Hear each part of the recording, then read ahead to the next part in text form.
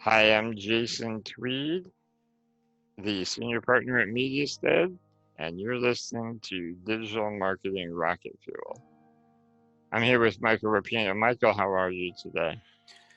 I'm well, thanks for asking. Well, my name is Michael Rapino. I guess we'll get that over with right away. I am the senior partner and creative director of Mediastead, a digital marketing and web development company in Pennsylvania.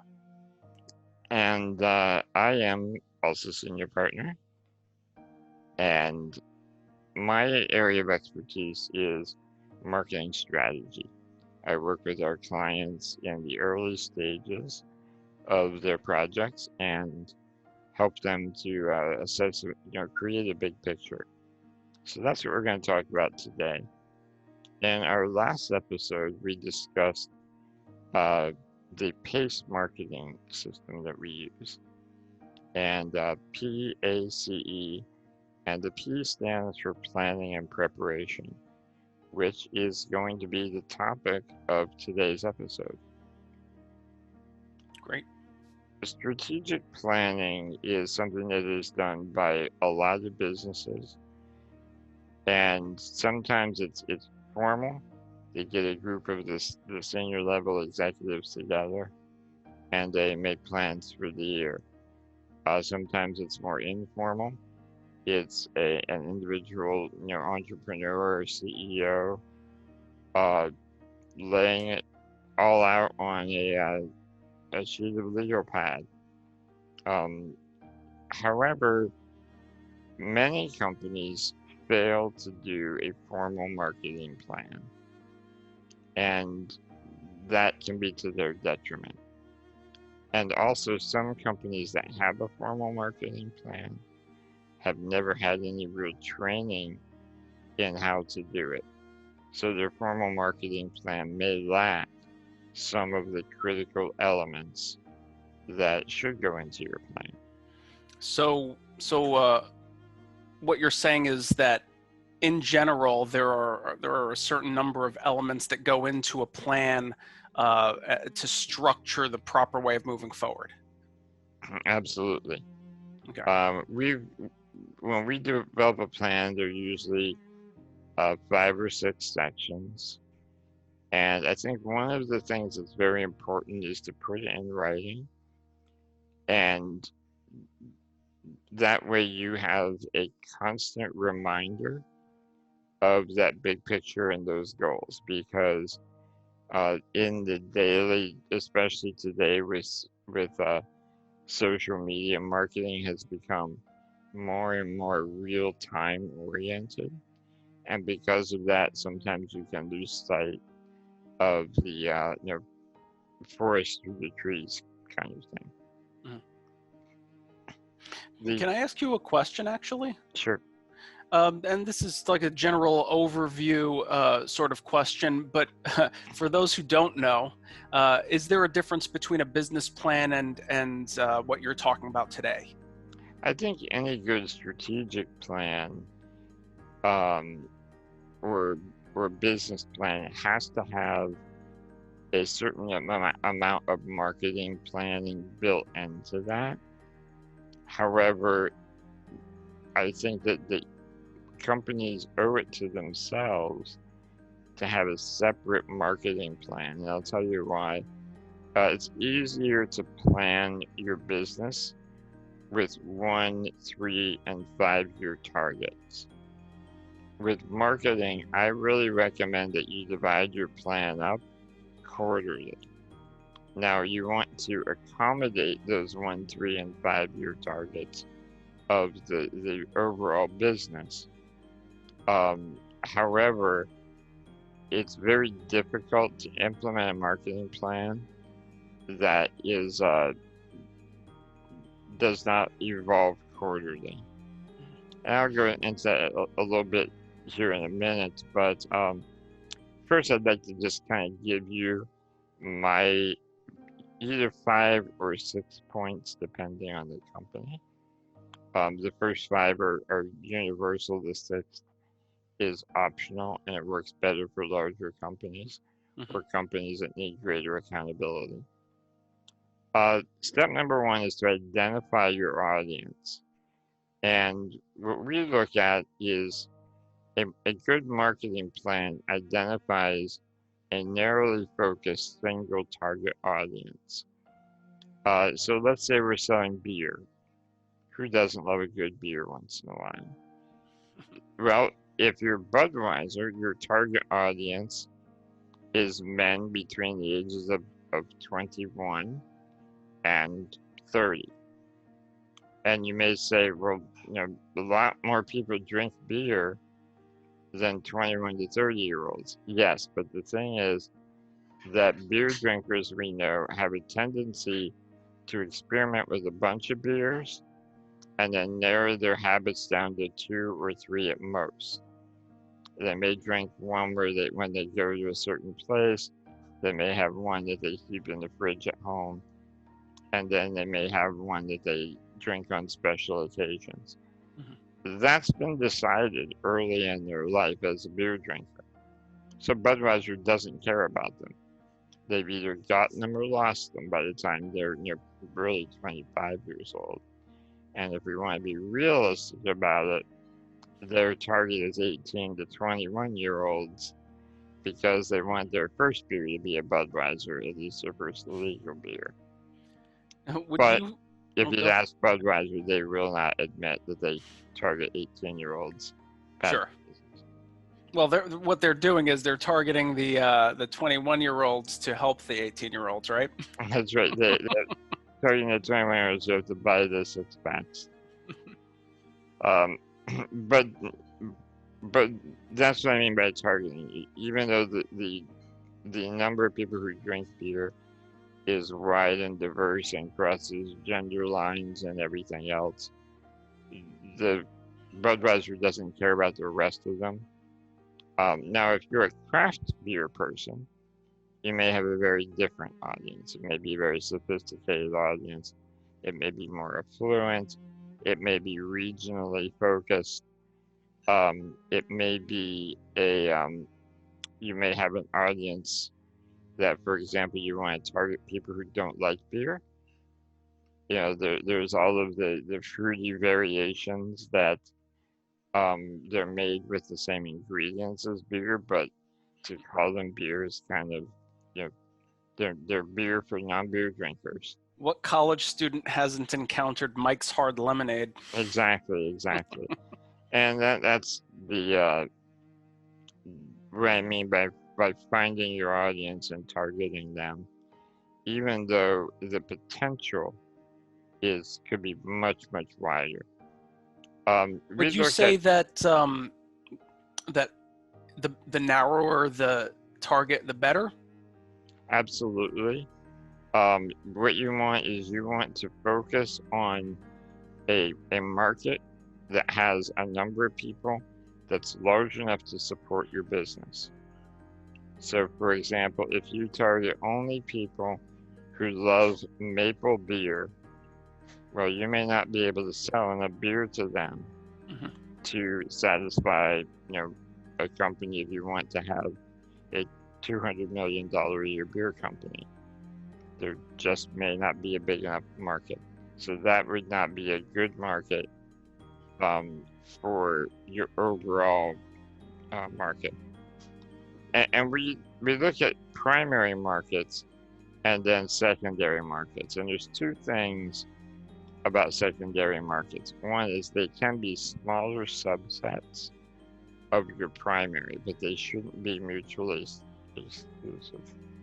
We run into this, for example, with people who sell direct to consumer, but they also want to sell wholesale to other businesses for resale.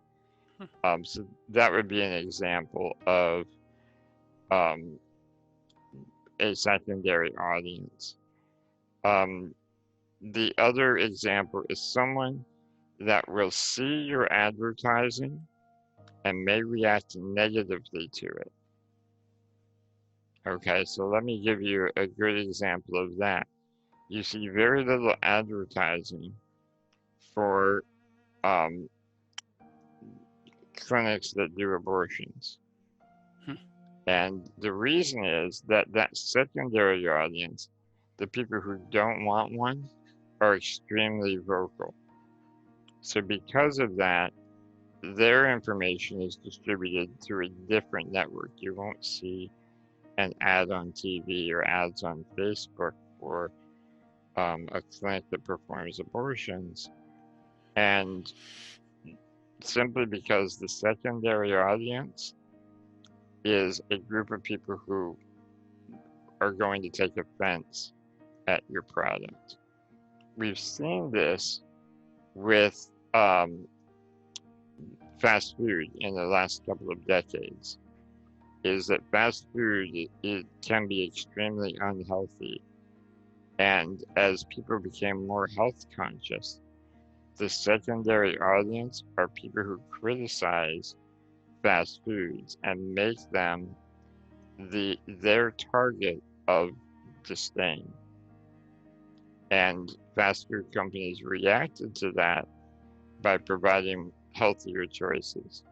The perfect example of that is that today Happy Meals from McDonald's come with milk rather than soda. And when I was growing up, they didn't care. Childhood obesity was kind of cool. Right. The more obese, the better, because they could eat more McDonald's Happies. Well, and also with the soda, you're sending dentists business. That's right. But no, that's the reality, is that as parents became more focused on what their children were putting into their bodies, and as their children were eating more and more fast food, they wanted fast food places with healthier options. So therefore, my Happy Meal now comes with milk.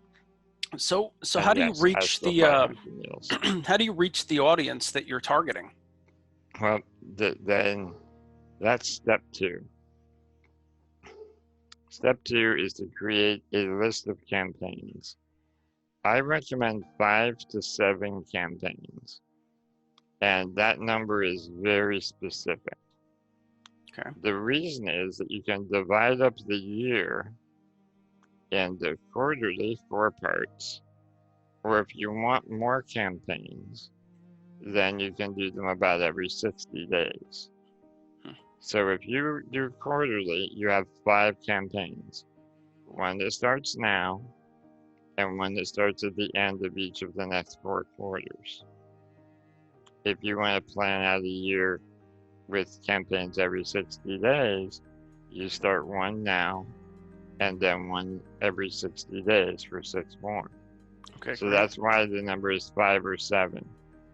The reason that you don't want to start campaigns, new campaigns, more frequently is that as you're evaluating, we'll talk a little bit more about that in depth in the future episode, but as you're evaluating campaigns, you need to see 2 things. One is the increase in sales due to this new campaign we started. And 2, what is the magic mix? Because what we'll find is sometimes a given element or a given campaign is important, but only important within the big picture mix. The classic example of that is people say, well, I built a website, I spent $10,000 building it, and it didn't bring me any business. Right. Well, of course not, because it only brings you business if it works in conjunction with other marketing. However, if you ask a seasoned company how important their website is, they'll tell you it's probably the single most important part of their overall marketing strategy. It does not work by itself, but it's absolutely critical to make every other campaign more effective. So you have these 5 to 7 campaigns, and obviously they're not all created equal. So some of them will work, some of them won't. There must be some kind of system in place that allows you to eliminate things that aren't working, add things in. So this 5 to 7 campaigns, could you explain how you're working with that? Is it cyclical? Well, what we do is we look at critical measures of success, Mm-hmm. and we assign usually between 1 and 5 of them for each campaign. I like to stick to around 3, because you can get too much information. You can spend too much time collecting data and find that the data isn't very valuable. But what you want is you want to evaluate each campaign individually based on several data points. Um, some of them are going to be specific to the campaign, and some of them are going to be broad-reaching data points. So, for example, one data point you're going to want to track every month is sales. Sales is going to be a critical measure in almost any type of marketing. However, if you're comparing YouTube to Facebook to, for example, email, you're going to use very different uh, measurements to determine success. In YouTube, success is views. Mm-hmm. People very rarely click through, but if they're watching more, then they're learning more, and when they're learning more, they're better customers. So YouTube, you want to measure the amount that they're watching. You also want to measure the drop-off rate. So if you have a 10-minute video, where do they start to trickle away? Are they tuning in for 30 seconds and bailing, or are they watching the video through? And what percentage is watching the video further and further into the video? Those are important. It can tell you how long should my videos be, how much information can they process. Do people want longer or shorter videos? What are the questions like in the comments? Hmm. With Facebook, the lifespan of your campaign is 15 seconds at best, because people scroll through. So it's about how many times did the same person see that. And Facebook gives you good data to say, here's how many views you had, and here's how many unique viewers you had. Right. And so you're able to come up with a number. Okay, I'm going to calculate the number of views per viewer on average, and increasing that number can determine your success or failure. If that number is too high, maybe you spent too much money. If the number is too low, then you're not going to do yourself any good, because 15 seconds and done. Well, let's face it, that's Michael's dating life. So Nice. I'm just teasing. Well, let me the ask. last, Go ahead. click-through rate is what you use for an email campaign. Great. So yeah, having those different critical measures is important. So, speaking of the campaign, so you've chosen them. Okay, you're measuring their success. Mm-hmm. So these 5 to 7 campaigns throughout the year, either quarterly or by the 60-day mark. Now, you begin them. Right. You evaluate them. Do they overlap? So as an Absolutely. example, do you start with a single campaign, but over the course of the year, as you're eliminating and adding new things, you're going to have some overlap in campaigns? Is that right? Yeah, and it depends on your type of business and how seasonal your business is. For example, our business, we are a digital marketing agency, and we do websites. That's pretty much a year-round activity. We have slow points in the middle of summer and slow points around the December holidays. However, generally speaking, we have to keep our marketing consistent year-round. Right.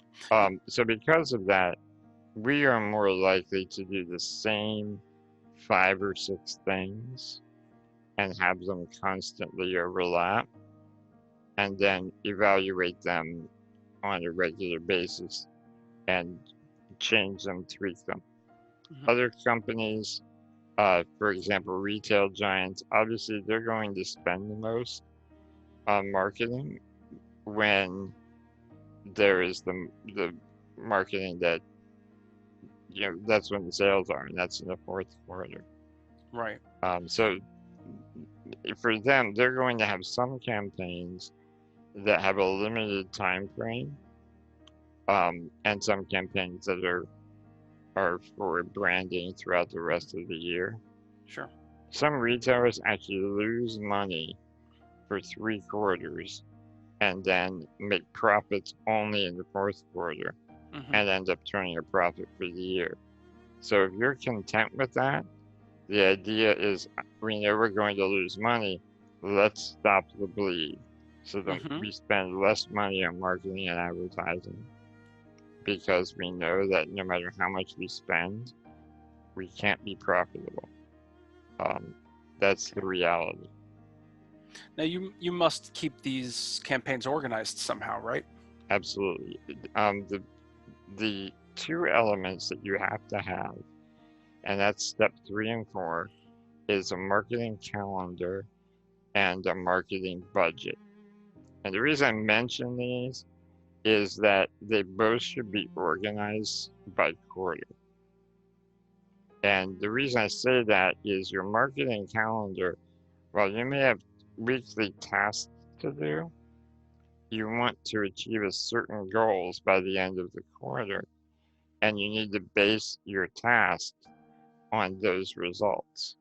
Hmm. The marketing budget is also important because everything that you do has a cost associated with it. Now, staff costs are year round. However, if you're shooting a commercial, you're going to have 20% of your costs before the commercial has ever shown. And that's because it takes production. And that may be 2 quarters ahead Hmm. of when you actually intend on showing the commercial. And then you'll have to buy the advertising at some point in the future.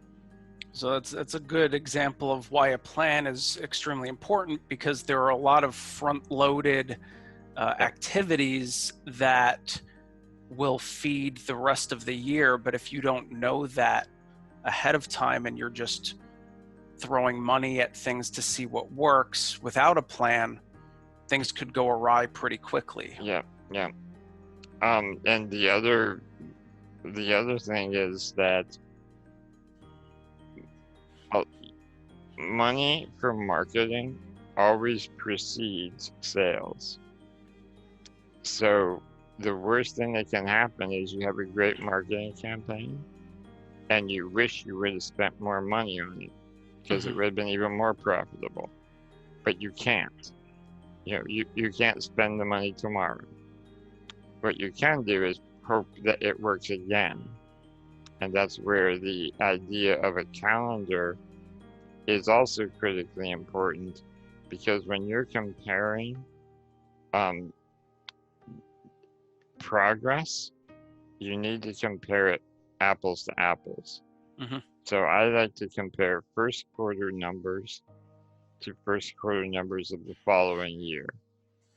In every business, no matter how big or small, no matter what product or service you have, there is a certain amount of seasonality to it.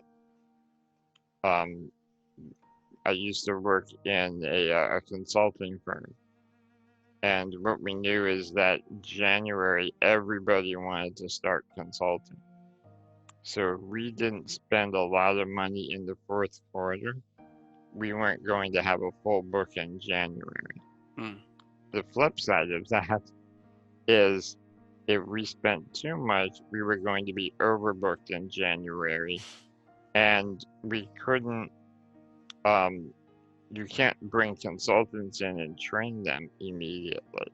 Right. It's not like you can hire extra MBAs laying around. So the challenges that we had is we had to market and know how much money spent on marketing was going to create how much booked business. Mm-hmm. And we wanted to get as close to maximum capacity as we could. Okay. I have two last questions, really. The first one has to do with the budget. You touched on it a little bit, but are there ways to identify what a good marketing budget is? Yeah, there were kind of two methodologies that I recommend. One is doing a budget based on revenue, which is the most common. And essentially what that says is as I'm growing my business, my marketing should be proportional to my revenue. And by doing it that way, let's say, for example, we take 15%, which is the number that Michael and I use. 15% of our revenue goes back into our marketing engine. And that allows us to grow methodically. If we have a particularly good quarter, then we have more money to spend and we can continue that growth. If we have an off quarter, then we may spend a little bit less money. However, you should adjust that percentage up or down based on your business goals. Mm-hmm. So in 2018, Michael and I had 2 quarters which we underperformed our expectations. And rather than cutting back on our marketing budget, we increased our percentage of spending. And that helped us rally in 2019 first quarter. But it's important to keep it proportional to revenue. The other option is proportional to gross profits. I'm sorry, to net profits. Mm-hmm. And some businesses have operating expenses that increase proportionally to their revenue. And for those, you can choose either method. But some businesses, profits increase disproportionately to revenue. And that's things where if you're buying product and reselling, if you buy more product, then you can make more money because you're getting a better price. Mm-hmm. This is particularly true for manufacturing companies that have to plan way ahead and they have to buy raw materials. Raw materials are the ones that have the biggest price effect of buying in bulk. Right. So if you're making widgets and you need, what's in it? Part of a widget. Oh, a cog. A widget? Yes, a cog. Chances are you can buy cogs in large quantities at a steep discount And springs. and be more profitable. Right, springs, of course. You can't have a widget without a proper spring. Anyhow, but that would be a good example of one that you want to base it on your margins rather than on your actual dollars of sales. Great. The next. So. I'm sorry. We talked extensively about campaigns, their budgets, having a solid calendar, and really we didn't touch on maybe the primary thing is how do you create the campaign? Yeah, well, right. You're going to have a list of 5 to 7 campaigns. The difference between a successful marketing budget and not is actually being able to do those 5 to 7 things. There we go. And one of the things that you want as part of your plan is what do you need to be able to do those things? If you limit your marketing only to the things that you know how to do and you're comfortable doing, then you're limiting your potential and you're limiting your growth. I'll give you an example of that. I hate cold calling. Despise it. So because of that, that's not part of our marketing plan. Now, that's a personal choice, but if we decided someday that we definitely needed cold calling to drum up more business for us, we would probably outsource that. That's not my favorite way of doing it either, but it's better than me doing it.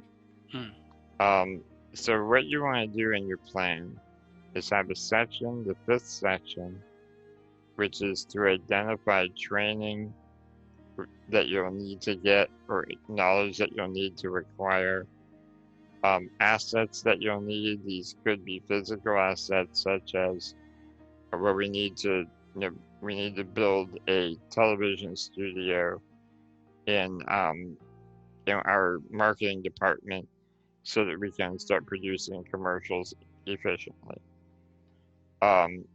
Or what you need to outsource. Okay, it's going to cost us 200 grand to develop a proper television studio, but for 50 grand, we can hire another studio to produce twice as many commercials. Right. So we're going to outsource that because it makes more economic sense. So you want to identify the training you need, the assets you need, or the skill sets that you need to acquire. This could mean hiring another person. So essentially it shifts according to your outsourcing. needs for the campaigns. It's just according to your abilities. Yes, the needs as well, but ultimately, when you decide on a campaign, you're going to take your abilities into account to a degree. They kind of, it's not necessarily a linear progression. Sure. It's just a section that you want to lay out everything that you're going to have to do. It also influences your calendar. Video production is a great example of something that is very, very front-loaded.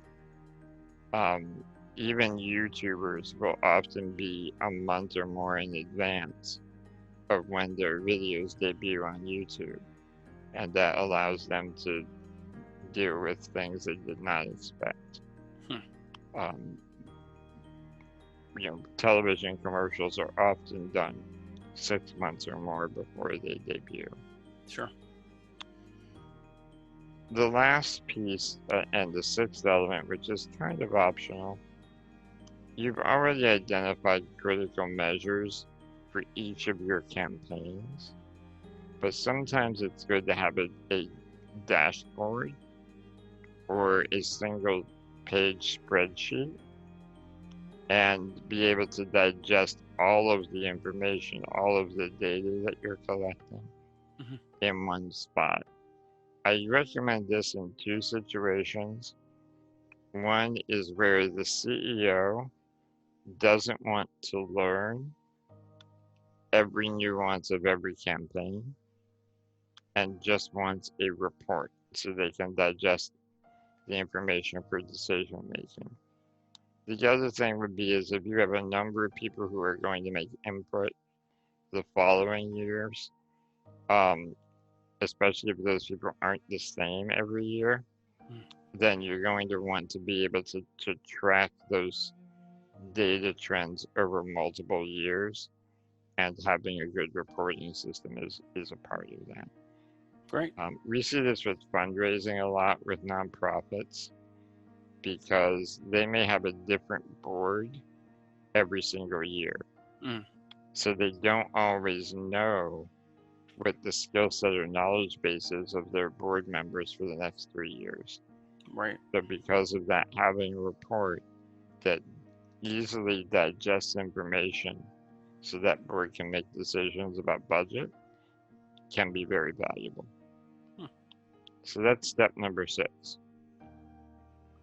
Perfect. Well, thank you. You're welcome. I love this stuff. This is the stuff that I love doing about marketing.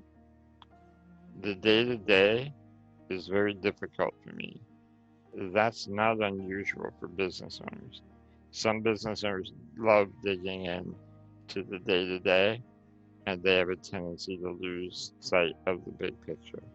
And that's almost Other what we'll business be owners, covering in the next episode. that's right. And the flip side of that is other business owners are very good at visioning, but taking that vision and sharing it among the people who have to carry it out is really much more effective if you have a written marketing plan. So that's why both groups should have a written marketing plan. Great. Well, I've been Michael Rapino. I am still Jason Freed, and we will be back next week. Michael, we're talking about your area of expertise. That's correct. Which is the art A. and assets. That's right. Michael likes the A. And on that note, we are Mediastead, a digital marketing and web development agency in Pennsylvania, and we hope to see you next time. Hey, subscribe on your favorite podcasting platform or search Mediastead on YouTube. Thanks. Take care.